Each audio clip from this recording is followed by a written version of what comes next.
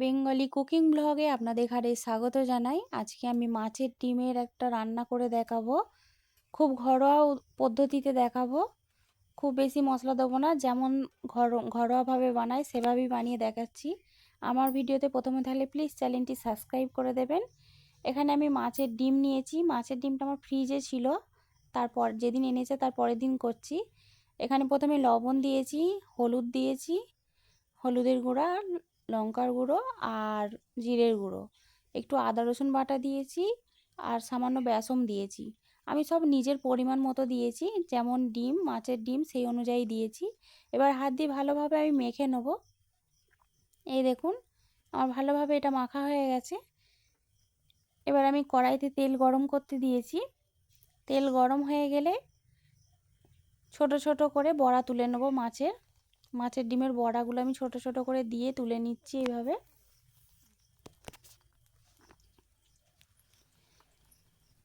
সবগুলো বড়া আমার দেওয়া হয়ে গেছে। একদিকটা ভাজা হয়ে গেছে, অপর দিকটা আমি উল্টে দিচ্ছি। এই রেসিপিটি ভাত দিয়ে খেতে খুবই দারুণ লাগে। একবার অবশ্যই বাড়িতে বানিয়ে দেখবেন কেমন হয়েছে।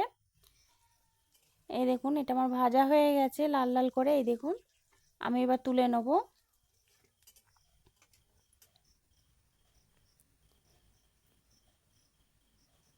এই তেলেতেই আমি আলুগুলো ভেজে নেব।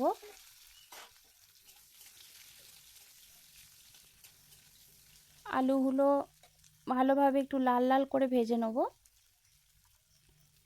প্রথমে লবণ দিয়েছি, তারপর হলুদের গুঁড়ো দিয়েছি, ভালোভাবে ভেজে নিচ্ছি লাল লাল করে। এই দেখুন আলুটাও ভাজা হয়ে গেছে, এগুলোও আমি তুলে রেখে দেবো।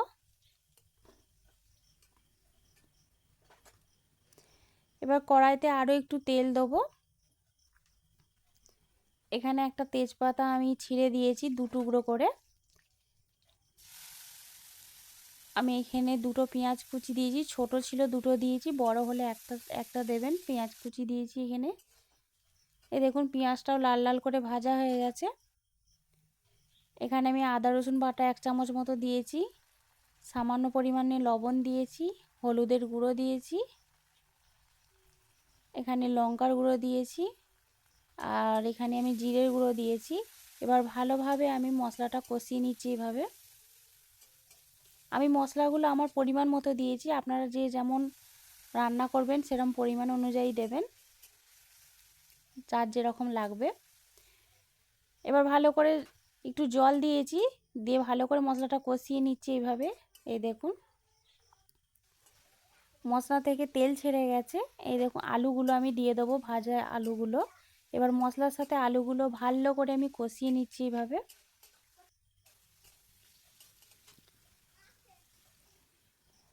এবার আমি জল দিয়ে দিয়েছি এখানে পরিমাণ মতো, যাতে আলুটা সেদ্ধ হয়ে যায় আর মশলাটাও ভালোভাবে কষানো হয়ে যায়। এবার ভালো করে আমি এটা কিছুক্ষণ সেদ্ধ হতে দেবো আলুটা, তার জন্য চাপা দিয়ে রেখে দিলাম কিছুক্ষণের জন্য।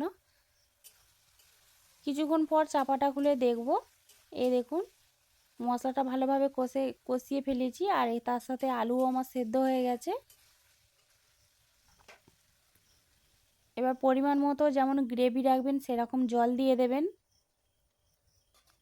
আমি এটা ভাতের সাথে খাবার জন্য করেছি, তার জন্য একটু গ্রেভি রেখেছি, একটু ঝোল ঝোল করেছি।